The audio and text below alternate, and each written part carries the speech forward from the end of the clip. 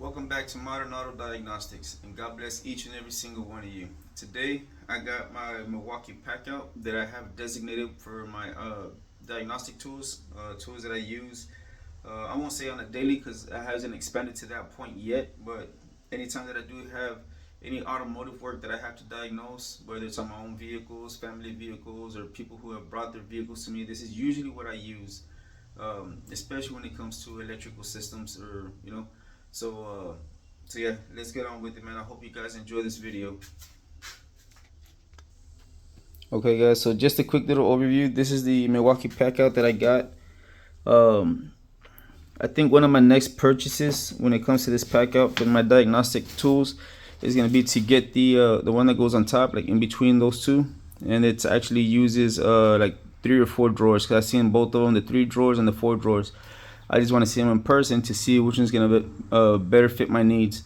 But that's what I usually pull out. And then I also have these over here, so we'll get into those in a little bit. I want to start off with this one right here. Alright, so we're back. I was trying to put you guys on a tripod so you could get a better look, but it's kind of a weird angle. And I'm in chanclas, I'm in my sandals, because it is Sunday and I didn't want you guys to see my ugly feet. So I think this is probably just gonna be the best way to do it. So starting off from here, and I have these unhooked, they're not locked in, so I could just kind of like move them around whenever I'm done talking. So on the top one, we have liquid tape, or liquid electrical tape. I have a couple of butt connectors in there. I have my little snap-on pry bar. I have this Lyle cigarette lighter tester, and it's also really good. I love this one because you connect to it, or you put this inside of the vehicle, and it tests the cigarette lighter. And then you also have ground and power here, so in case you're doing interior work and you're working inside, this is actually great. I have this coil tester. Actually, this is the house version. It's an electrical tester, but for the house for 120, it works really good for that. I have it in here, well, because I usually keep my Packout inside of my house. So, but here is the coil tester right here. This is great for just a quick little test. If you're testing, if you have like a misfire or something, you just want to do a quick little test to see if it's if you have a dead solenoid, or not a dead solenoid, I'm sorry, a dead coil or not. It'll light up. So just your quick test, that's pretty good. I love using these for electrical tools. These are for the snap-ons, the Talon grip or whatever, for pulling out relays and just anything that's electrical. They open up, and then you can just pull out the relays and stuff like that too when you're gonna run a test or whatever.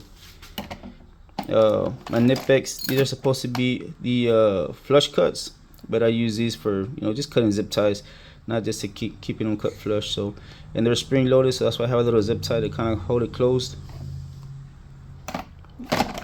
The tip for my one of my power probes, you'll see those later on, but I keep it in here so that you'll see why. But so it doesn't break, and that's why that's in there. Sim ripper, cut open harnesses and stuff like that. This is a little thing that we got from whenever I went to do a training at work, so I just keep it here, memorabilia kind of, and just relay and a bunch of other little miscellaneous things down there. A Noid light for same thing, checking spark and so forth whenever you're checking for like misfires and so forth. Yeah, a Noid light, I think that's probably one of the best ones that I've seen. That's the Lao brand. And this here, I bought this off of eBay. This is the second time, I think, or the third time I've actually bought this. And the reason is because I love this one because this is magnetic. You have 3 magnets on there, so whenever you're running tests and you're performing tests, you're load testing, you can actually put this to, actually I can show you probably right here. Put that against there while you're running some tests, and it kind of stays out of the way. And the reason why is this is the third one, because I bought one that I have for the house for here. I got one that I have for work, and then I decided I reached out to this gentleman who makes these. Again, these are from eBay, and I asked him because he only had these plugs. let me get this back out. With those tips, just like that. And so I asked him if he could do some like the stackable, because if I had the stackable, then I can actually connect the meter to it and measure the actual voltage drop, if there is any voltage drop. So he said absolutely. So he went ahead and did that for me, sent them to me, and again, I love those, man. Those are great. So that's the little top box. Now on to the second layer, the second part of it. Back here we just have butt connectors. These are the self soldering. You just put the wire in there, heat them up, it bends down the solder and makes contact. And these are just regular heat shrink crimpers. Relays, known good relays. Got some fuses in here, some dielectric grease. These are some of the best crimpers that I've actually purchased, and these are actually cheap off of Amazon, like 17 bucks. These are great for these right here, so you don't actually make a hole whenever you're crimping these down, to be able to make a good crimp. Otherwise it defeats the purpose if you make a hole whenever you heat shrink it and cause moisture to go back in there. Just a little basic test light. I think this is a 2.8. I think I got this from Cornwall. It was a cheap one. It was like 17 bucks, so that's good. Just like a little backup that I do have. Over here, see, this is another one. This is the first one that I had actually bought from the one that I just spoke about, and it had with these little plugs right here, just basic. So I do have this as a spare now, just in case. But yeah, that's what it was. And then I have a fuse buddy, and what this does, when you're checking for fuses, if you have a blown fuse, what I like to do is I like to connect this into where the fuse goes, turn it on, and then run whatever. So let's say we're looking for the blower motor or a window, a power window. And it keeps blowing the fuse. You put it in there so you can actually read the amperage to tell you if you have a concern or not, you know. So this is actually really good. And then I always keep these. I learned this from another YouTuber a long time ago, and I wish I remember who it was so I could give him props, but I don't. Excuse me. I use this with the breaker. So instead of actually having to put more fuses in there, if it blows it, you just gotta reset it, and then you can keep testing again. So this is phenomenal. I love using that. My first ODB2 code reader that I got, Blue Driver, it actually works really good because you can actually get live data and get a lot of information from this. It is very, very slow, but this is the first one that I had actually purchased, and I purchased this for my personal vehicle when I was starting to have some issues, and I wanted to check it out. So, and this was really cheap, not very cheap, but relatively cheap. I think it was like about $100 or so. Not tremendously expensive. The Blue Driver, and you just download the app onto your phone, and then your phone is like the actual scanner. So it works great. I still use it to this day on certain things. I'll connect this to see if I get different information from, especially whenever I had my X tool. There was a couple of things my X tool could not do that this thing could actually do, so I'll still use it. I don't have the X tool no more, but we'll get into that later. Snap-on wire stripper and crimper. Before I actually had this was actually my favorite crimper, and it's still a really good crimper if you're careful with it. But the wire strippers is still great for the wire strippers. Seam ripper, another one. Attachments for the fuse buddy. I think it came with like 4 or 5 different attachments or something like that. I don't remember if they're all there. Electrical tool clip remover, and just various back probes that I have in there, extra pins, some wires, extension, another seam ripper right there. So yeah, that's pretty much what I have right there. These are where I keep most of the some of whatever I can actually fit in here. Most expensive tools, which actually have to be you know, better protected. So I did pick up, I had one of these for work, which is also the OTC 3633. It's just a test light, but it's better known as a scanner Danner test light. It's the one that he uses. I use one for work, and I actually love it, so I bought another one for automotive work here at the house. Here's another test light, and I actually love this one too. This is made by Lao, I believe, if I'm not mistaken. Lao makes this. This is a digital, so you connect to the battery, and it'll actually read your voltage. But then you press this button, and as you can see right there, it says it provides a 800 milliamp load at 12 volts. So it does give a load, and then you can actually read the voltage drop on there. It'll read it out for you. So I've tried this, and I actually really like this one too. So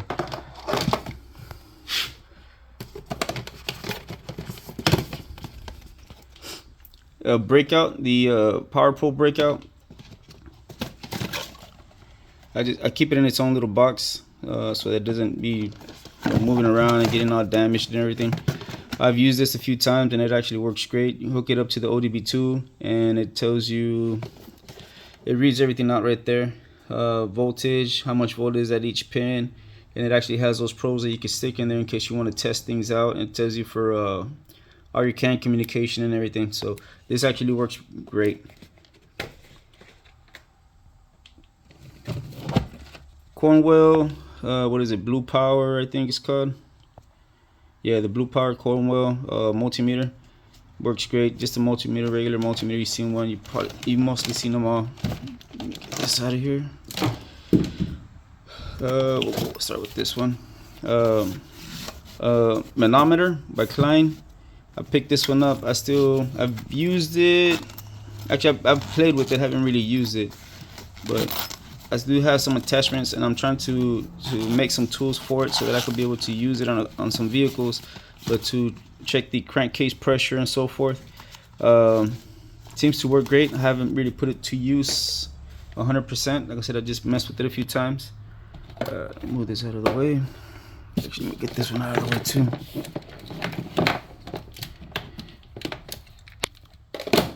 Okay.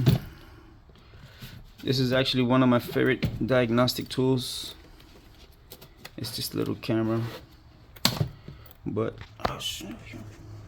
I think this is a I forgot what brand this is.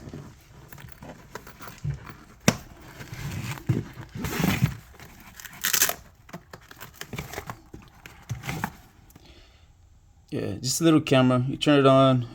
You put this camera in there, the extension, and it's pretty long. And then this one has two cameras, so it has one looking down, and then it has, you push the button, you push that button right there, and it goes from looking down to looking to one of the sides. So, and then you can just turn the camera around and stuff.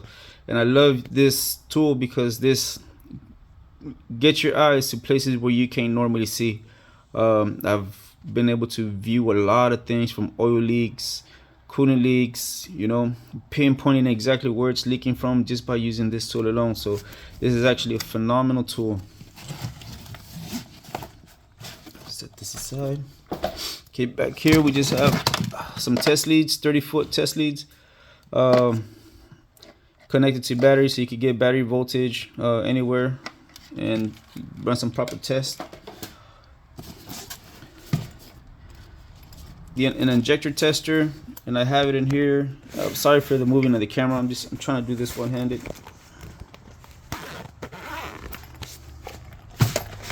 I'll just open it up like that, not too much, but it's an injector tester. You connect it to your battery. You connect your injector to it, and then you can actually choose if you want a short pulse, long pulse, or medium pulse, and it'll in a continuous pulse where it'll just continuously start pulsing your feed injector, and it has a little attachments that you could connect to like some brake clean or something to clean out the actual injectors from the inside.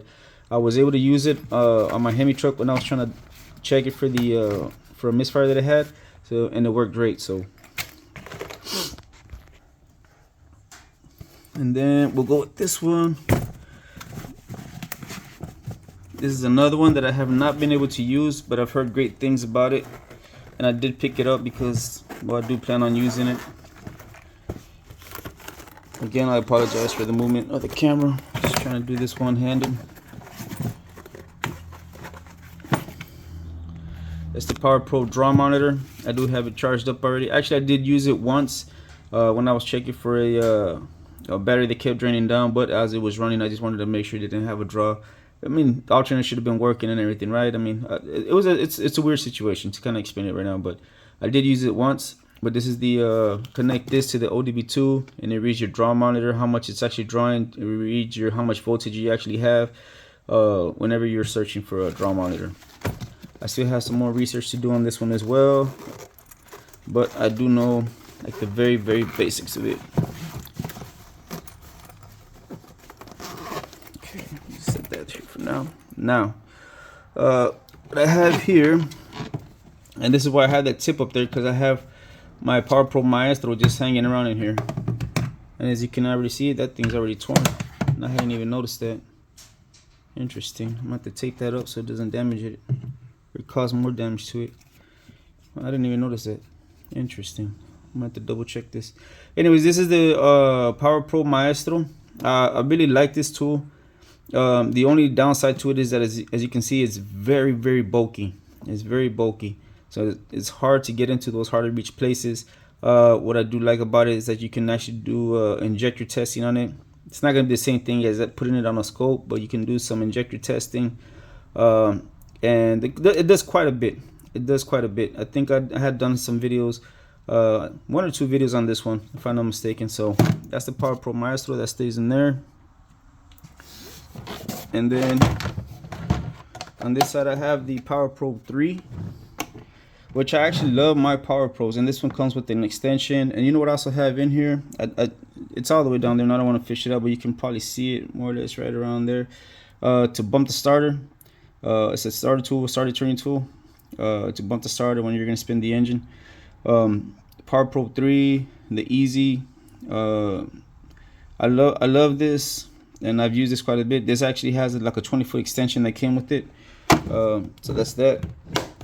I do love my Power Probes, but I have noticed as of late that I have been kind of moving away from them. From here, even at work, I used to reach for it all the time, and I find myself starting to kind of move away from the actual Power Probe, and gearing more or going more towards just the regular test light. And at work, I do have my U-scope to check the waveforms and stuff, and I've been gravitating more towards that. So, and this here is just, I've made a video about this one. I forgot the actual part number. Let me put you guys on pause real quick. I'm sorry. Okay, so this is the Snap-on's version of the Power Probe, the ECT 900 or something like that. I forgot what the exact number of it was, but it's pretty much Snap-on's version of the Power Probe. Now, this is great to have in combination between this one and the Power Probe 3 or the Power Probe Maestro or 4, but have a combination of the both, because this can do things that cannot do. However, when you're actually looking for like a short circuit or intermittent issues, this is not going to be your friend, because this actually takes like a half a second before it actually reacts. And to look for an intermittent issue, this will not. This will lead you down the wrong road, while that one would actually do a better job.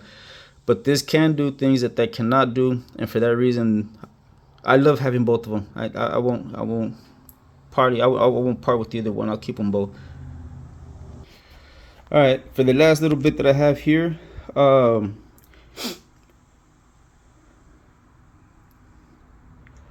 I have I guess we'll start with this one. This is my newest pickup, which is the man, I forgot the name of that company.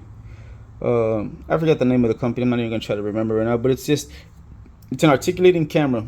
So as you move this up and down, it moves, so you can actually see if you're looking for any issues. The way I would see it, maybe looking down a cylinder and you want to look up at the valves, you use that articulating camera, have it bend back up, and you can see towards the top. I haven't been able to use it, but I have seen people use. There you go. That's the name of the company, Teslon. My other camera over there was Teslon, but I had completely forgot until I saw that right now. So I probably would have spent all day just trying to remember the name of the company. I have not been able to use it, but I know I will be using it, and it's not a tool that you might use so often, so I don't really need an expensive camera. And I got this one actually on sale. I think it was like maybe about $100, and then I had a rebate or a refund that had come into me for like 40 bucks, so it dropped it down to like almost 60-70 bucks with taxes. So I didn't think it was too bad of a deal. This here I still need to do more research on, and I have used it already a couple of times just on a basic circuit, checking the horn, but I want to be able to learn how to use all of this properly. It does work, and I see how it actually works, how you can bypass the actual relays, but I do have to do a lot more research to be able to get a better understanding of this. I have used it a few times, like I said, just to test it, not to actually diagnose, but to test it, and it works really, really good so far. And this right here is the scanner that I have right now that I've been using. I did have the X tool, the what was it? The D9, no, the D8, I believe it was, the cabled. And I kept hearing really good things about this. Some YouTubers that I do follow, that I do trust their opinion on, they spoke about this, and you know, they said it was really great. As a matter of fact, I just saw somebody actually do a 1-year update, and they said they have no regrets, and I can see why. I've already used this a few times to diagnose a couple of vehicles. Haven't used it a lot, but I've used it a couple of times already on my own vehicles and another vehicle that I was able to diagnose. And that's the X431 Pro 3S Plus Elite. That's pretty long name, but I mean, it is what it is. This comes with what they call the J box, and this is actually your interface, and this can actually be used to, from what I understood, to program keys, and also reprogram or flashed ECUs and stuff. I don't know a lot about that, and I have been trying to learn a little bit about it, but that's actually really good to have with this. And this actually comes with the Ethernet connector as well, the charger, and I forgot what this is. I don't know if this is also Ethernet or something. I don't remember exactly, but I've used it a few times, like I said, because I have diagnosed it with diagnosed a couple of vehicles with this. That's the interface. You connect this to the ODB2. This lights up. This connects to this Bluetooth, and then this has this right here in the back, so that you can be able to hang it up over the steering wheel or put it outside of the vehicle and just have it like a little kickstand. But this has been a great tool. I've been able to use it a few times, and I'm extremely happy with this. And since I got this, I did get rid of my my X tool, and sold it to one of my wife's little cousins. So I'm hoping he's happy with his purchase, and I'm very happy with my purchase. So yeah, so that's my my little Diag card, or Milwaukee Diagnostic Packout, as I call it. I hope you guys enjoyed this video. Just the tools that I use day in, day out. Like I said, I don't do this every single day, but whenever I do use them, this is what I pull out to the vehicles within my shop, and I use these to be able to diagnose. I don't do mobile diagnostics. I try not to. I don't want to. But if it's necessary, I do love that factor as far as having the pack out, that I could just throw this inside of my truck, inside of my car, and take it with me in case, you know, it's something that's absolutely necessary that cannot be brought to me. But so for that factor, also I do really love this pack out. But this is usually what I use. And I use this. I've also been using right now Mitchell One.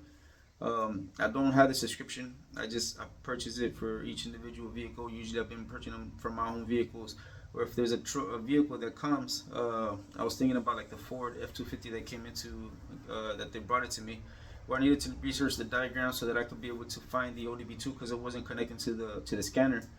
I just actually remembered. Alright, I just remembered that I also had this, and I had this at the very bottom of the pack out. And this is it's just like a little interface to connect ODB2 to the actual laptop. And I use this for it's marked right there, for the Ford scan, because this is what I was able, before I actually got that, I was actually able to use this to connect to the laptop and be able to do the injector bus test on that F350 that I had. So I was able to use this to be able to diagnose, and then I got this, and I was actually able to use that, although I'm still having issues with that where I couldn't connect that one to the truck, but it's something on the truck, something on the harness side. So I was able to use this, and I just remembered I had this right here, and I completely forgot. But this is for Ford. You use this with the laptop, and like I said, you use the program called Ford Scan. So those are the tools that I actually use. I hope you guys enjoyed this video. I do plan on just keep bringing more content. I want to be more consistent, and thank you guys for being with me. Thank you guys for following. Please like, subscribe, share, and God bless each and every single one of you guys in the mighty name of Jesus Christ.